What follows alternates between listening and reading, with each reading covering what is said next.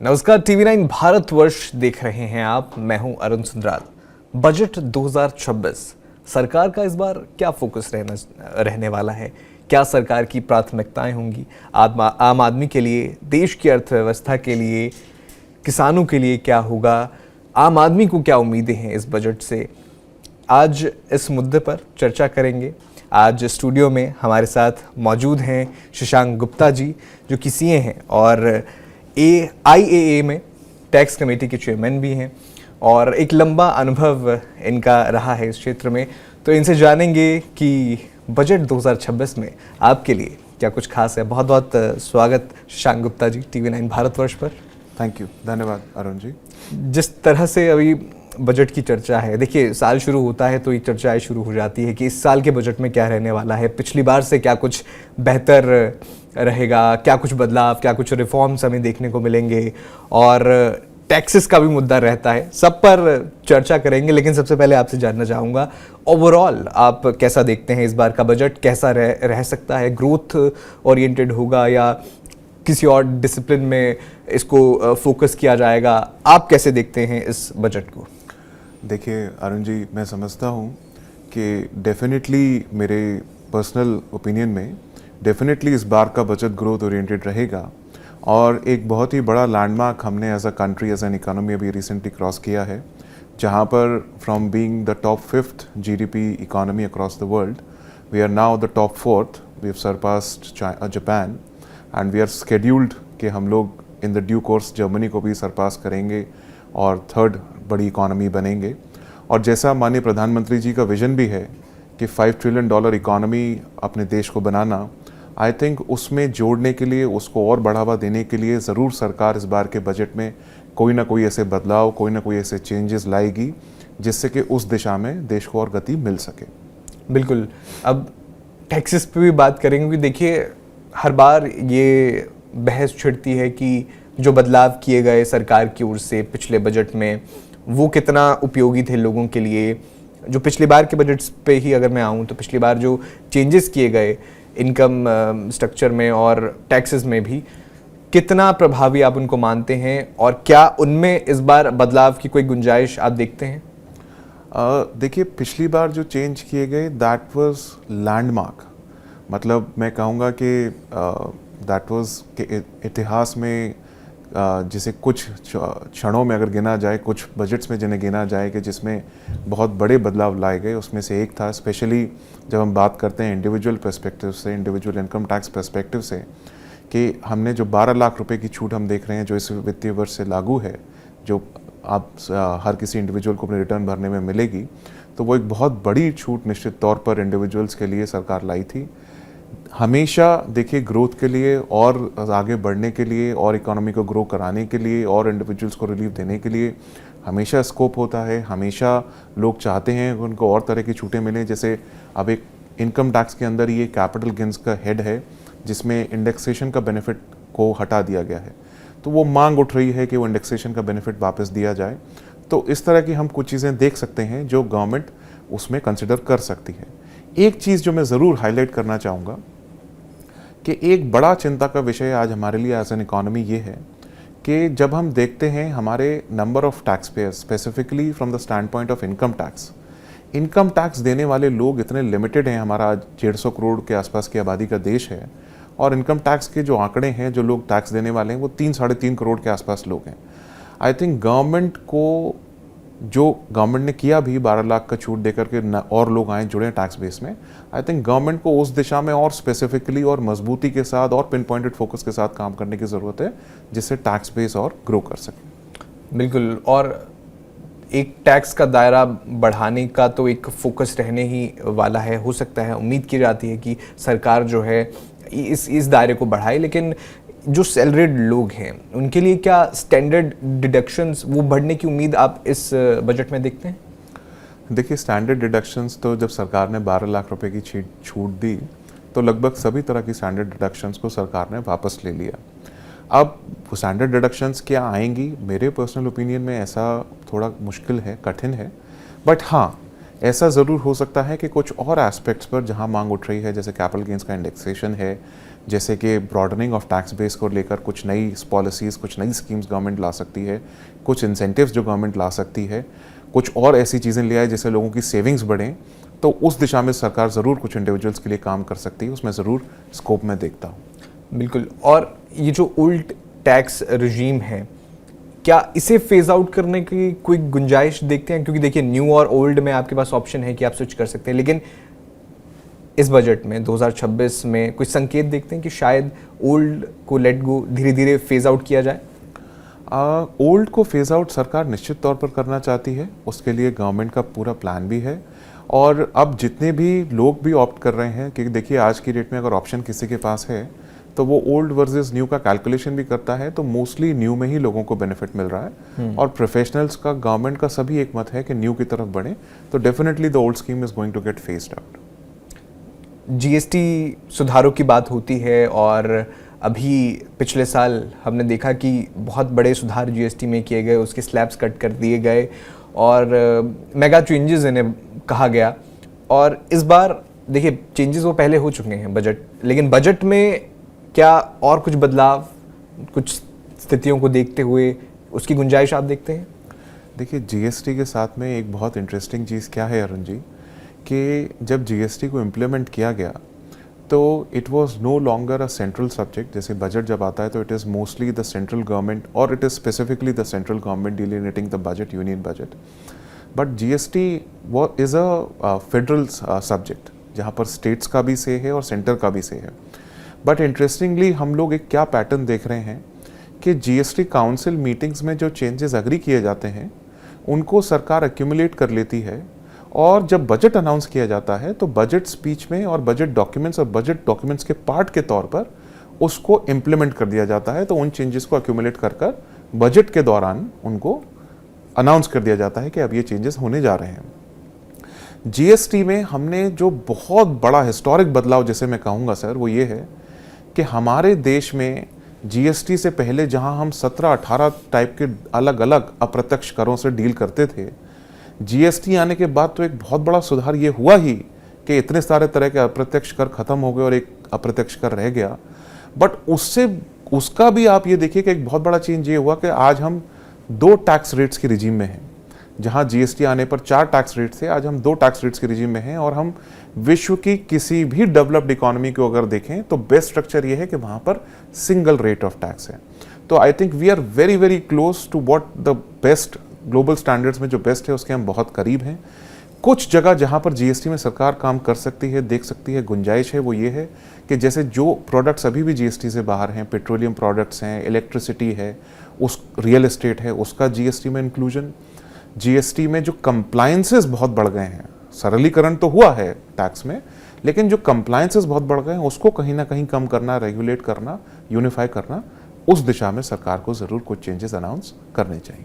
बिल्कुल। आपने यहाँ पर जिक्र किया कि पेट्रोल, डीजल या रियल एस्टेट उसकी बात हो, उसे भी जीएसटी के दायरे में लाया जाना चाहिए। ये मांग बहुत देर से उठ रही है, जब से जीएसटी लागू किया गया देश में, तभी से ये मांग मुझे लगता है कि उठाई जा रही है, खासकर पेट्रोल डीजल की अगर बात की जाए। लेकिन अभी तक वो कॉमन ग्राउंड हासिल नहीं किया जा सका है, चाहे वो स्टेट गवर्नमेंट हो, चाहे वो सेंट्रल गवर्नमेंट हो, उन सब के बीच में। तो आपको क्या लगता है, आपने भी अभी उसी पॉइंट का जिक्र किया, इस बजट में उसकी उम्मीद की जा सकती है? हालांकि मुझे खुद ऐसा लग रहा है कि वो उम्मीद कम है। आप एज एन एक्सपर्ट, आपको क्या लगता है? नहीं, आपका अंदाज़ा बिल्कुल ठीक है अरुण जी। उसकी उम्मीद अभी दूर है, उसका मटेरियलाइज होना, उसको इन इफेक्ट आना। क्योंकि देखिए, सबसे पहले तो जैसा आपने सही कहा कि जीएसटी काउंसिल में उसका कंसेंसस बनना ज़रूरी है, जहाँ पर स्टेट्स और सेंटर इसको अग्री करें, और अभी तक ऐसा कोई भी कंसेंसस नहीं बना है। तो कम से कम एक डिबेट शुरू हो, एक बात शुरू हो जो ऑलरेडी चल रही है, उसमें कुछ मूवमेंट शुरू हो, जिससे कि उस दिशा में फाइनली कुछ समय में हमें कुछ चेंज दिखे।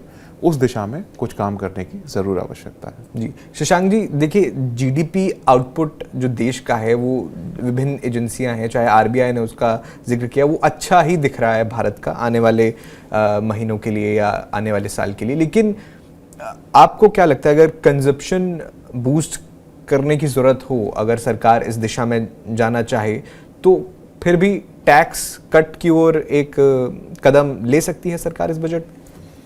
देखिए, जीडीपी और कंजम्पशन में मैं सबसे पहले अगर जीडीपी की बात करूं तो मैं उसमें पर्सनली एक बहुत बड़ा कंसर्न देखता हूं सर। सब मेरे लिए एक बहुत बड़ा कंसर्न ये है, और देश के लिए भी सोचने की ज़रूरत है, कि जीडीपी को हम जब एज एन एग्रीगेट फिगर देखते हैं तो निश्चित तौर पर हम बहुत अच्छा कर रहे हैं, but GDP to per capita और GDP to tax payers ratio में जब हम उसको एनालाइज करते हैं, जब distribution, even distribution of wealth की जब हम पैरामीटर्स पे उसको एनालाइज करते हैं, तो अभी भी बहुत बड़ा फासला है, बहुत बड़ा गैप है जिसको कवर किए जाने की ज़रूरत है। उस दिशा में डेफिनेटली पॉलिसी को काम करना चाहिए, बजट में कोई ना कोई पॉलिसी इम्प्रूवमेंट के लिए उस दिशा में काम होना चाहिए सर। दूसरी चीज़ कंजम्पशन, देखिए हमने जो अभी 5th लार्जेस्ट इकोनॉमी से 4th लार्जेस्ट इकोनॉमी पे हम बढ़े, उसमें एक बहुत बड़ा जो रोल अदा किया है वो हमारी डोमेस्टिक कंजम्पशन ने किया है। और जीएसटी में 4 करों से 4 टैक्स रेट से 2 टैक्स रेट्स पर आना, इनकम टैक्स इंडिविजुअल्स में इनकम टैक्स की सीमा को 12 लाख पर लाना, ये दोनों ने ही उसमें एक बड़ा रोल प्ले किया है जहां पर कंजम्पशन को ड्राइव किया गया है। हाँ, उसको आगे बढ़ाने के लिए, क्योंकि globally the environment is volatile, US के सैंक्शंस हैं, ग्लोबली बहुत सारे वॉलेटाइल फैक्टर्स हैं जो प्ले में हैं, तो उसी दिशा को कंजम्पशन, हमारी इकोनॉमी मजबूत हो, कंजम्पशन बढ़े, डेफिनेटली सरकार हो सकता है कोई और कदम, कुछ और नए कदम इस बजट के दौरान लेकर। जी, इस बार आप क्या देखते हैं कि बजट 2026 किस सेक्टर को सबसे ज़्यादा सरकार की ओर से मदद, इंसेंटिव्स मिलने जा रहे हैं? देखिए, हर बार ये एनालिसिस किया जाता है कि किस सेक्टर को क्या मिला, क्या महंगा हुआ, क्या सस्ता हुआ, लेकिन अगर आपसे पूछूं मैं, कौन सा सेक्टर इस बार जो लगता है कि सरकार उसको पुश देने वाली है? देखिए, सरकार किसको पुश देने वाली है ये तो आने वाले समय में हम बजट के दौरान डॉक्यूमेंट्स में देखेंगे, बट किस सेक्टर की एक्सपेक्टेशंस है और किस सेक्टर में लगता है कि सरकार को ध्यान देना चाहिए, सबसे पहला तो मैं कहूँगा कि एमएसएमई सेक्टर, और ये कहीं ना कहीं सरकार की प्रायोरिटी में भी है। एमएसएमई मैन्युफैक्चरिंग सेक्टर पे ज़रूर ध्यान देने की ज़रूरत है, क्योंकि जब तक मैन्युफैक्चरिंग में इम्पेटस नहीं आएगा, ग्रोथ नहीं आएगी, जब तक मैन्युफैक्चरिंग अपने आप को बहुत मजबूत नहीं करेगी, तब तक हम बहुत सॉलिड इकोनॉमी, बहुत फंडामेंटली हम इंडिजिनियसली वेरी स्ट्रॉन्ग इकोनॉमी नहीं बन पाएंगे। तो इसलिए बहुत ज़रूरी है, सरकार ने ऑलरेडी काम किया है एमएसएमई की दिशा में, मैन्युफैक्चरिंग को बढ़ावा देने की दिशा में, जैसे कुछ सेक्टर्स के लिए पीएलआई स्कीम लेकर आए, एमएसएमई का रिक्लासिफिकेशन किया। आई थिंक पीएलआई स्कीम का दायरा और बढ़ाने की ज़रूरत है, नए सेक्टर्स को उसमें लाने की ज़रूरत है, एमएसएमई के लिए और बेनिफिट्स को बढ़ाने की ज़रूरत है, एंटरप्रेन्योरशिप को और बढ़ाने की ज़रूरत है, और स्टार्टअप्स का इकोसिस्टम को और मजबूत करने की डेफिनेटली ज़रूरत हमारे यहाँ पर है। बिल्कुल। अगर हम बजट्स का एनालिसिस करें, पिछले कुछ सालों में आपने भी लगातार इसे फॉलो किया है, लंबा आपका अनुभव है, तो आपको क्या लगता है कि ये जो पिछले कुछ सालों की अगर मैं बात करूं, जो इनकम टैक्स स्लैब्स में बदलाव हुए हैं खासकर, उन्हें आप कैसे देखते हैं? पिछले साल वाला तो ठीक है, आपने शुरुआत में जिक्र किया, लेकिन लगातार जो चेंजेस आ रहे हैं, हर साल हम देखते हैं कि कुछ ना कुछ बदलाव टैक्स स्लैब्स में होता है, तो इन बदलावों को आप कैसे देखते हैं? मैं इन बदलावों को पॉजिटिवली देखता हूँ, सिंप्लीफिकेशन की ओर बढ़ता हुआ कदम देखता हूँ। देखिए, जब हम बात करते हैं कि बहुत सारी स्कीम्स हैं, अलग अलग छोटी छोटी स्कीम्स, जितनी स्कीम्स होंगी इंडिविजुअल को उतनी ज़्यादा सलाह लेनी पड़ेगी, उतना ज़्यादा प्रोफेशनल कंसल्टेशन की ज़रूरत पड़ेगी, हो सकता है उसको सारी चीज़ें पता भी ना हो, पर जितनी सिंप्लीफाइड रहेगी उतना उसके लिए आसान होगा कि वो खुद आगे बढ़कर कंप्लायंस कर सकता है, समय से कर सकता है। दूसरी चीज़ है कि जैसे टैक्स के दायरे को, टैक्स की छूट को बढ़ाना, जैसे सरकार ने बढ़ाते इनकम टैक्स की लिमिट को 12 लाख कर दिया, तो अब 12 लाख तक जो भी टैक्स पेयर्स हैं उनके लिए फ़ायदा है कि वो रिटर्न भरेंगे, टैक्स के कंप्लायंस में आएंगे, और ग्रेजुअली जब 12 लाख से आगे आएंगे तो उसमें टैक्स भी देना चाहेंगे, जिससे कि उनका एक क्रेडिट प्रोफाइल बिल्ड हो। तो ये पॉजिटिव स्टेप्स हैं, बट मोमेंटम बना रहना चाहिए। ऐसा ना हो कि हम लोग यहाँ पर आके इस दिशा में काम करना छोड़ दें, इस दिशा में देश बढ़ना छोड़ दें। इस दिशा में अगर निरंतर काम होता रहेगा, समय अनुसार इसको बढ़ाते रहेंगे, समय अनुसार जो और मॉडिफिकेशन चेंजेस रिक्वायर्ड हैं, जो सिंप्लीफिकेशन में टैक्स बेस को बढ़ाने में काम आएंगे, उस पर काम होता रहेगा, तो निश्चित तौर पर इट विल कंट्रीब्यूट पॉजिटिवली। बिल्कुल। और अगर बाकी सेक्टर्स की बात की जाए, चाहे वो सोशल सेक्टर हो, वेलफेयर हो, रोज़गार की बात हो, आप कैसे देखते हैं कि क्या कुछ ज़रूरी है जो रिफॉर्म्स हैं, किस तरह के रिफॉर्म ज़रूरी आप इस बजट में आप समझते हैं? देखिए, रोज़गार एक बहुत इम्पोर्टेंट मुद्दा है और जैसा कि हमारा देश में मैक्सिमम पॉपुलेशन अभी यूथ है, बहुत ज़रूरी है कि उसका इफ़ेक्टिव यूटिलाइजेशन किया जाए, उनको समायोजित किया जाए, उनकी कैपेबिलिटी के हिसाब से उनको काम मिले। और जब हम बात करते हैं कि मैन्युफैक्चरिंग सेक्टर को बढ़ावा दिया जाए, जब हम बात करते हैं कि इन्वेस्टमेंट पीएलआई स्कीम्स को बढ़ाया जाए, जब हम बात करते हैं कि इंडस्ट्री को और ग्रो किया जाए, तो ऑटोमेटिकली वो परकोलेट होता है, उससे आगे निकल कर आता है कि हम देखते हैं कि एम्प्लॉयमेंट अपॉर्चुनिटीज़ और जनरेट होती हैं। तो इसी दिशा में सरकार को और विस्तार करने की ज़रूरत है। सरकारी तो जो एम्प्लॉयमेंट है वो है ही, उसको भी ओपन करने की ज़रूरत है। जो पेंडिंग एम्प्लॉयमेंट्स अभी क्लोज हैं उसको सारा ओपन अप करें, फिलअप करें, और प्राइवेट सेक्टर में और से और बढ़ावा दें नई इंडस्ट्री को। एज इंडस्ट्री को जितना ज़्यादा बढ़ावा देंगे उतना ज़्यादा ही एम्प्लॉयमेंट भी ऑटोमेटिकली ग्रो करेगा। बिल्कुल। एक टर्म बहुत वाइडली यूज़ की जाती है, ईज ऑफ पेइंग टैक्सेस। मौजूदा स्थिति में, क्योंकि आपका एक अच्छा खासा अनुभव है, तो मौजूदा स्थिति में ईज ऑफ पेइंग टैक्सेस कितना सही टर्म है और कितने सुधार की ज़रूरत आप देखते हैं? देखिए, ईज़ ऑफ पेइंग टैक्स तो काफ़ी हद तक मैं समझता हूँ अचीव कर लिया गया है, क्योंकि आज की डेट में अगर हम टैक्स पेमेंट की बात करें तो इवन क्रेडिट कार्ड से भी पेमेंट टैक्स की ले ली जा रही है।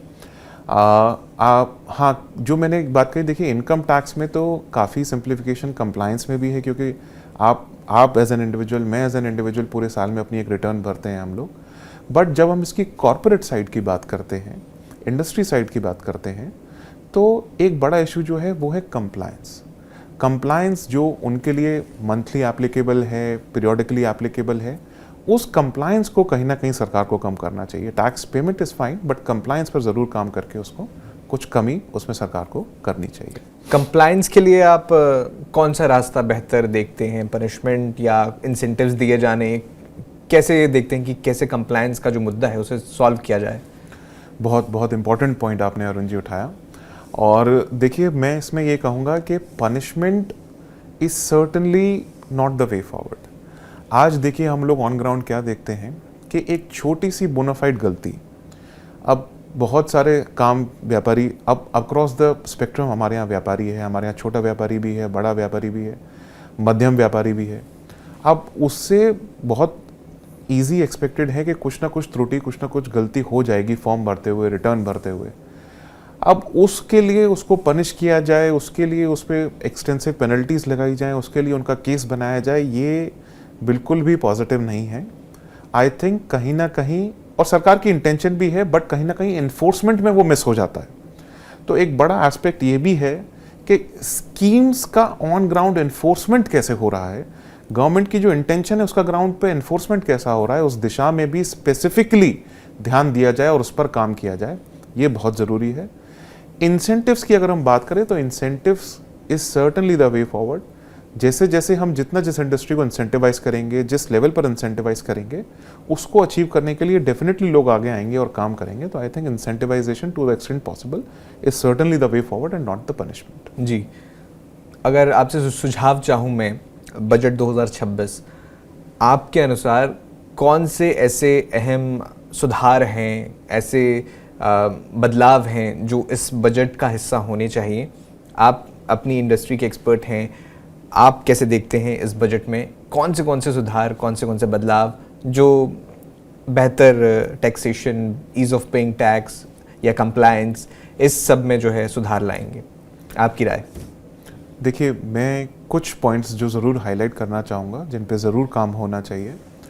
हमारे यहाँ इनकम टैक्स में काफ़ी रैशनलाइजेशन हो चुका है, जीएसटी में काफ़ी रैशनलाइजेशन हो चुका है, बट एक और जो मेजर टैक्स है जिसमें रैशनलाइजेशन की बहुत अभी स्कोप है और शायद उतना काम नहीं हुआ है, वो है कस्टम्स, जो हमारा इंपोर्ट एक्सपोर्ट को रेगुलेट करता है। उसमें उस दिशा में सरकार को ज़रूर काम करना चाहिए और कुछ ऐसे इंडिकेटर्स भी हैं कि शायद इस बजट में कस्टम्स को लेकर कुछ इम्पॉर्टेंट बदलाव देखे जा सकते हैं। दूसरा मैं कहूँगा कि पनिशमेंट को कहीं ना कहीं बॉयल डाउन करना चाहिए, उसको कम करना चाहिए, स्पेसिफिकली जहाँ एप्लीकेबल है उस पर ध्यान देना चाहिए। और मैं तीसरा सबसे इंपॉर्टेंट वर्टिकल को हाईलाइट करना चाहूँगा, एनफोर्समेंट। जो गवर्नमेंट की इंटेंशन है, जैसे प्रधानमंत्री जी ने भी कई बार अपने स्कीम्स के थ्रू, गवर्नमेंट ने भी अपने स्कीम्स के थ्रू कहा सबका विश्वास, उसी दिशा में सरकार को काम करना चाहिए, उसी दिशा में मशीनरी को, पॉलिसी को काम करना चाहिए और उनका विश्वास बिल्ड करके, उनका ट्रस्ट बिल्ड करके उनके साथ काम करना चाहिए। उनकी प्रॉब्लम एरियाज को समझ के अगर हम इम्प्लीमेंटेशन में जाएंगे तो मैं समझता हूँ we'll see a very very good and positive change on the ground. बिल्कुल बदलाव की जो ज़रूरत है और बजट 2026 सरकार की भी यही कोशिश होगी कि जो चीज़ें ज़रूरी हैं उसे इस बजट में शामिल किया जाए।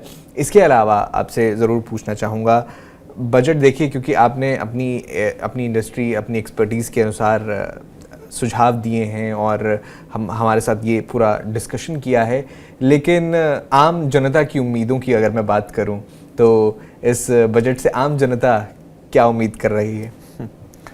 देखिए, आम जनता की उम्मीद अगर बात करूं, और हम और आप भी आम जनता का पार्ट हैं, तो हम अगर बात करें तो देखिए वी विल ऑलवेज वांट के हमारे लिए कहीं ना कहीं जो आज महंगाई एक बड़ा मुद्दा है कि महंगाई की दर बढ़ती जा रही है। आज हाँ, हम चाहे छोटी से छोटी वस्तु की बात करें, चाहे रियल एस्टेट घर लेने की बात करें, तो हम हर स्तर पर देख रहे हैं कि महंगाई की दर बहुत बढ़ गई है। तो उसमें कहीं ना कहीं कंट्रोल करने की ज़रूरत है। देखिए, कंजम्पशन तो बढ़ रही है बट साथ ही साथ जो चीज़ों की कीमतें बढ़ती जा रही हैं उसको रेगुलेट करने की ज़रूरत है, क्योंकि अभी भी हम एक उभरती हुई इकॉनमी है, अभी भी एक लार्ज सेक्शन हमारी सोसाइटी का is still coming out of the median range, वो लोग अभी डेवलपिंग स्टेज में हैं। तो बहुत ज़रूरी है उस पर काम करना। और दूसरा मैं समझता हूँ कि जैसे मैंने कहा कि ट्रस्ट बेस्ड गवर्नेंस, तो पॉलिसी भले ही ट्रस्ट बेस्ड गवर्नेंस हो बट क्या इफेक्टिव इम्प्लीमेंटेशन में ट्रस्ट बेस्ड गवर्नेंस हो रही है, उस पर भी पैरामीट्रिक्स होने चाहिए, उसका भी रिव्यू होना चाहिए और करेक्टिव मेजर्स होने चाहिए।